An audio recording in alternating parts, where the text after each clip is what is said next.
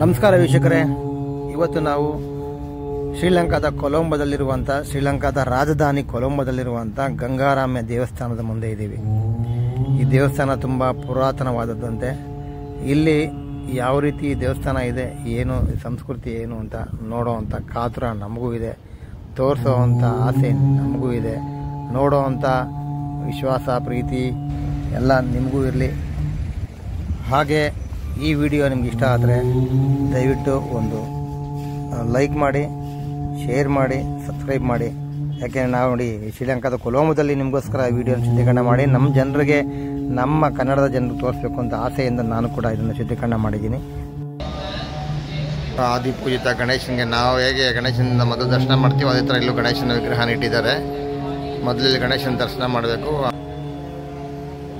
ಬನ್ನಿ, ಹಾಗಿದ್ರೆ ಗಂಗಾರಾಮ್ ದೇವಸ್ಥಾನದ ಬಗ್ಗೆ ತಿಳ್ಕೊಳ್ಳೋಣ.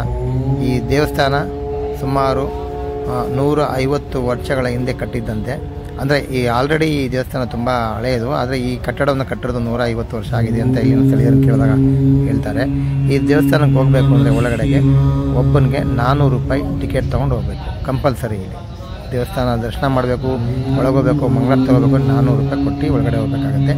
ಇಲ್ಲಿ ಮೊದಲು ಗಣೇಶನ ದರ್ಶನ ಮಾಡ್ತೀವಿ. ಗಣೇಶನ ದೇವಸ್ಥಾನ ಆದಮೇಲೆ ನೋಡಿ ಮಹಾವಿಷ್ಣು ಕೈಯಲ್ಲಿ ಶಂಖ ಚಕ್ರ ಎಲ್ಲ ಇದೆ.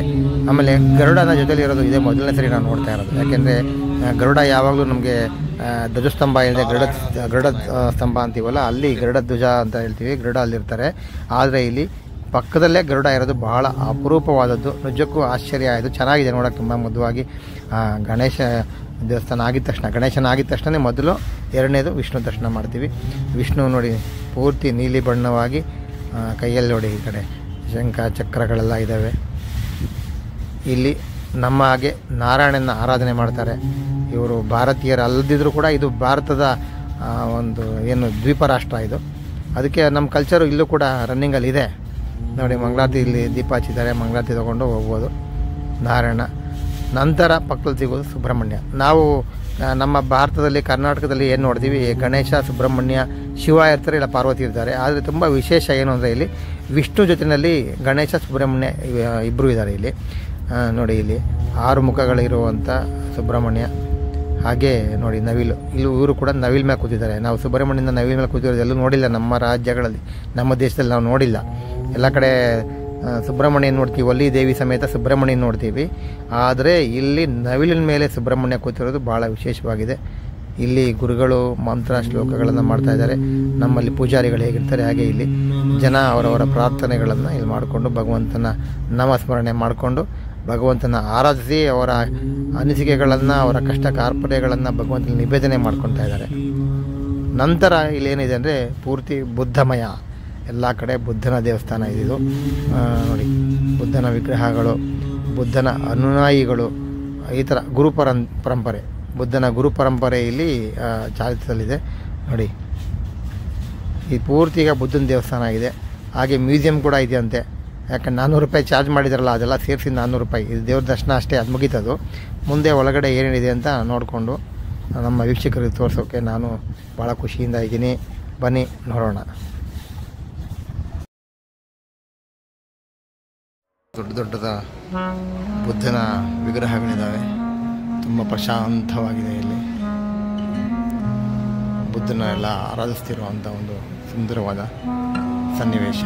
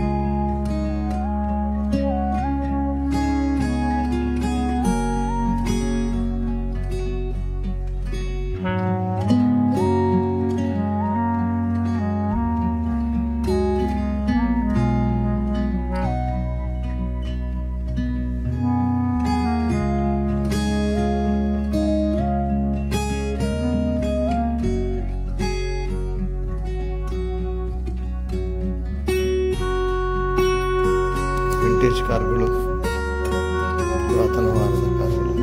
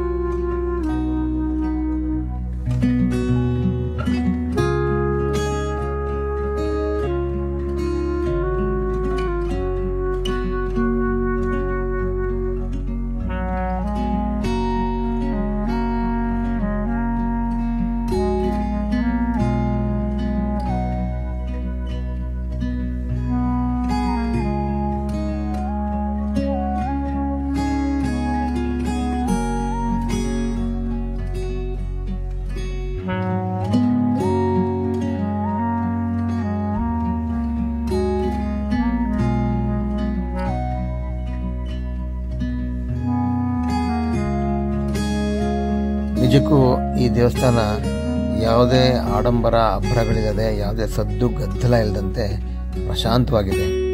ದೇವಸ್ಥಾನದ ಒಳಗಡೆ ಬಂದ್ರೇ ಒಂಥರ ಏಕಾಗ್ರತೆ, ಮನಸ್ಸಿಗೆ ಶಾಂತಿ, ನೆಮ್ಮದಿ ಸಿಗುತ್ತೆ. ಅಷ್ಟು ಚೆನ್ನಾಗಿದೆ. ಇದು ಅರಳಿ ಮರ. ನಾವು ಭಾರತದಲ್ಲಿ, ಅದರಲ್ಲೂ ಕರ್ನಾಟಕದಲ್ಲಿ ಈ ಒಂದು ಅರಳಿ ಮರನ ಪೂಜೆ ಮಾಡೋದು ಪ್ರತೀತಿಯಲ್ಲಿದೆ. ಬಹಳ ಜನ ಸುಮಾರು ಕಾರ್ಯಗಳಿಗೆ, ಒಳ್ಳೆಯದಾಗೋದಕ್ಕೆ, ಮಕ್ಕಳಾಗೋದಕ್ಕೆ ಮತ್ತು ಬದುಕಿನಲ್ಲಿ ಒಳ್ಳೊಳ್ಳೆ ಕೆಲಸಗಳಾಗಬೇಕಾದ್ರೆ ಎಲ್ಲದಕ್ಕೂ ಕೂಡ ನಾವು ಅರಳಿ ಮರ ಸುತ್ತೀವಿ. ಇಲ್ಲಿ ನೋಡಿ, ಅರಳಿ ಮರ ಎಷ್ಟು ಪುರಾತನವಾದದ್ದು, ಎಷ್ಟು ದೊಡ್ಡದಾಗಿದೆ ಮತ್ತು ಅದನ್ನು ಎಷ್ಟು ಶ್ರದ್ಧೆಯಿಂದ ಅದಕ್ಕೊಂದು ಅಚ್ಚುಕಟ್ಟಾಗಿ ಸುತ್ತ ಒಂದು ಏನು ಗ್ರಿಲ್ ಹಾಕಿದ್ದಾರೆ. ಅದರೊಳಗಡೆ ಒಂದು ಬುದ್ಧನ ವಿಗ್ರಹ ಇದೆ. ಅದು ನೋಡೋಕ್ಕೂ ತುಂಬ ಸುಂದರವಾಗಿದೆ. ನಾವು ಗುರುಗ್ರಹ, ನಾವು ಗುರುದೇವನೇನು ಬೃಹಸ್ಪತಿಯನ್ನು ಈ ಮರ ಅವರ ಒಂದು ಗುರು, ಅವರ ಒಂದು ರೂಪದಲ್ಲಿ ಈ ಮರವನ್ನು ನಾವು ಪೂಜೆ ಮಾಡ್ತೀವಿ, ಅರಳಿ ಮರನ. ಅದರಲ್ಲೂ ಬ್ರಹ್ಮ ವಿಷ್ಣು ಮಹೇಶ್ವರ 3 ಜನ ಕೂಡ ಈ ಮರದಲ್ಲಿರ್ತಾರೆ ಅನ್ನೋ ಒಂದು ನಂಬಿಕೆ ಇದೆ. ಶಾಸ್ತ್ರ ಪುರಾಣಗಳು ಕೂಡ ಹೇಳುತ್ತೆ. ಹಾಗೆ ನಾವು ಈ ಮರವನ್ನು ಪ್ರದಕ್ಷಿಣೆ ಆಗಬೇಕಾದ್ರೆ ಒಂದು ಮಂತ್ರ ಕೂಡ ಹೇಳ್ತೀವಿ. ಮೂಲತೋ ಬ್ರಹ್ಮರೂಪಾಯ, ಮಧ್ಯತೋ ವಿಷ್ಣುರೂಪಿಣಿ, ಅಗ್ರತೋ ಶಿವರೂಪಾಯ. ಮೂಲತೋ ಬ್ರಹ್ಮರೂಪಾಯ, ಮಧ್ಯತೋ ವಿಷ್ಣುರೂಪಿಣಿ, ಅಗ್ರತೋ ಶಿವರೂಪಾಯ, ವೃಕ್ಷರಾಜಾಯತೆ ನಮೋ ನಮಃ. ಇಲ್ಲಿ ಬ್ರಹ್ಮ ವಿಷ್ಣು ಮಹೇಶ್ವರನ ನೆನಪಿಸ್ಕೊಂಡು ನಾವು ಈ ಮರವನ್ನು ಪ್ರದಕ್ಷಿಣೆ ಆಗ್ತೀವಿ. ಗುರುಬಲ ಬೇಕು ಅಂತೀವಿ. ಎಷ್ಟೋ ಜನಕ್ಕೆ ಅವರ ಜಾತಕದಲ್ಲಿ ಗುರುಬಲದ ತೊಂದರೆ ಇದ್ದಾಗ, ಗುರುಬಲ ಇಲ್ಲದೇ ಇದ್ದಾಗ ಈ ಮರವನ್ನು ಪ್ರದಕ್ಷಿಣೆ ಆಗ್ತೀವಿ. ಹಾಗೆ ನೋಡಿ, ಇಲ್ಲೊಂದು ವಿಶೇಷ ಇದೆ. ಸಿಂಹ, ನಮ್ಮ ಲಾಂಛನ ಏನಿದೆ, ಭಾರತದ ಲಾಂಛನ, ಆ ಸಿಂಹದ ಲಾಂಛನ ಮತ್ತು ಅಶೋಕ ಚಕ್ರವನ್ನು ಕೂಡ ಸ್ಥಾಪನೆ ಮಾಡಿದ್ದಾರೆ. ಅದು ಬಹುಶಃ ನನಗನ್ಸುತ್ತೆ ಅಶೋಕ ಚಕ್ರ ಏನಕ್ಕೆ ಅಂದರೆ, ಅಶೋಕರ ಮಹಾರಾಜ, ನಮ್ಮ ಭಾರತದ ಮಹಾರಾಜ ಬೌದ್ಧ ಧರ್ಮವನ್ನು ಸಾರಿದ್ದು ಅವರೇ. ಅದನ್ನು ತುಂಬ ಪ್ರಚಲಿತವಾಗಿ ಬೇರೆ ಬೇರೆ ದೇಶಗಳಿಗೂ ಕೂಡ ಕೊಂಡೊಯ್ದು ಆ ಧರ್ಮವನ್ನು ತುಂಬ ವಿಸ್ತಾರವಾಗಿ ಪ್ರಚಾರ ಮಾಡಿದ್ದು ಅಶೋಕ ಚಕ್ರವರ್ತಿ. ಅದರ ನೆನಪಿಗಾಗಿ ನನಗನ್ಸುತ್ತೆ ಇದು ಇಟ್ಟಿರ್ಬೋದು. ನೋಡಿ, ಅಶೋಕ ಚಕ್ರ, ನೋಡಿ ಸಿಂಹ ಲಾಂಛನ. ಖುಷಿಯಾಗುತ್ತಲ್ಲ, ಯಾಕೆ ನಮ್ಮ ಭಾರತದ ಒಂದು ಸಿಂಬಲ್ಲು, ಲೋಗೋ, ಲಾಂಛನ ಇಲ್ಲಿದೆ ಕೊಲಂಬೋದಲ್ಲಿ, ಶ್ರೀಲಂಕಾದ ಕೊಲಂಬೋದಲ್ಲಿ ಈ ದೇವಸ್ಥಾನದಲ್ಲಿದೆ.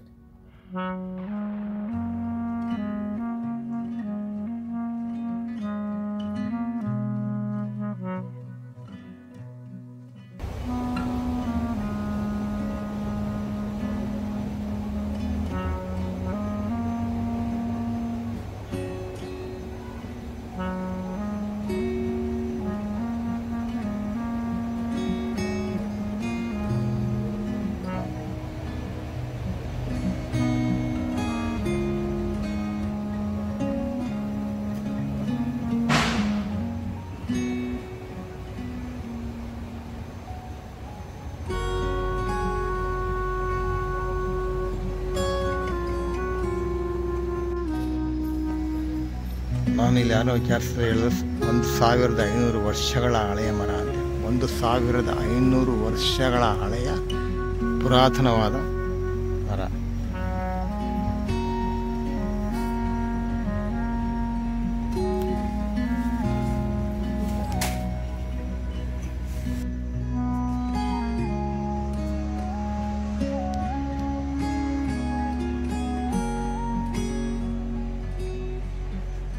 ಗುರುಜಿ ನಮಸ್ತೆ. How your old temple?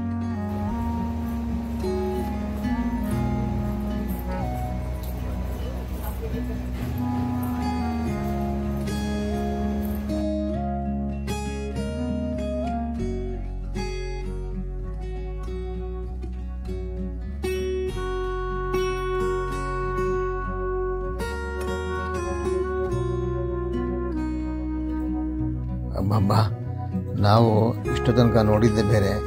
ನೋಡಿ, ಇದು ಒಳಗಡೆ ಬಂದರೆ ದೇವಸ್ಥಾನದ ರಾಜಗೋಪುರ ಎಷ್ಟು ವಿಭಿನ್ನವಾಗಿದೆ, ಒಂಥರ ಕುತೂಹಲವಾಗಿದೆ, ನೋಡೋಕ್ಕೆ ಒಂಥರ ವಿಭಿನ್ನವಾಗಿದೆ ನಿಜವಾಗ್ಲೂ.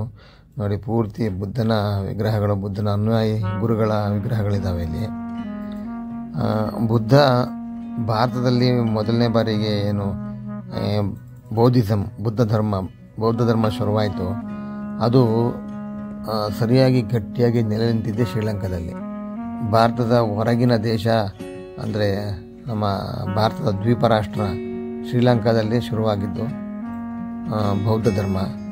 ಅದರ ನೆನಪಿಗೆ, ಕುರುಹುಗಳಿಗೆ ಮತ್ತು ಅದರ ಪಳೆಯುಳಿಕೆಗಳು ಮತ್ತು ಆ ಧರ್ಮ ಇನ್ನೂ ಪ್ರಚಲಿತದಲ್ಲಿದೆ ಅನ್ನೋದಕ್ಕೆ ಸಾಕ್ಷಿನೇ ಈ ದೇವಸ್ಥಾನ. ಎಷ್ಟು ಪ್ರಶಾಂತವಾಗಿದೆ. ಬೌದ್ಧ ಧರ್ಮವನ್ನು ಸಾರುವಂಥ ಹಲವಾರು ವಿಗ್ರಹಗಳು ಮತ್ತು ಹಲವಾರು ಕೃತಿಗಳು, ಸನ್ನಿವೇಶಗಳು ಇಲ್ಲಿ ನಮ್ಮ ಕಣ್ಣು ಕಾಣಿಸ್ತಾ ಇದೆ.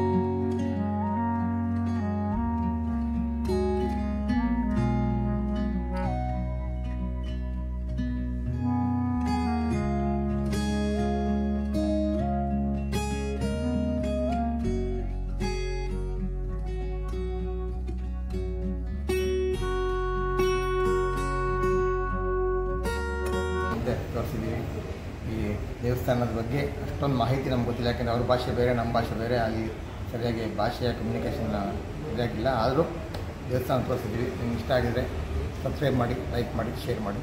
ನಮಸ್ಕಾರ.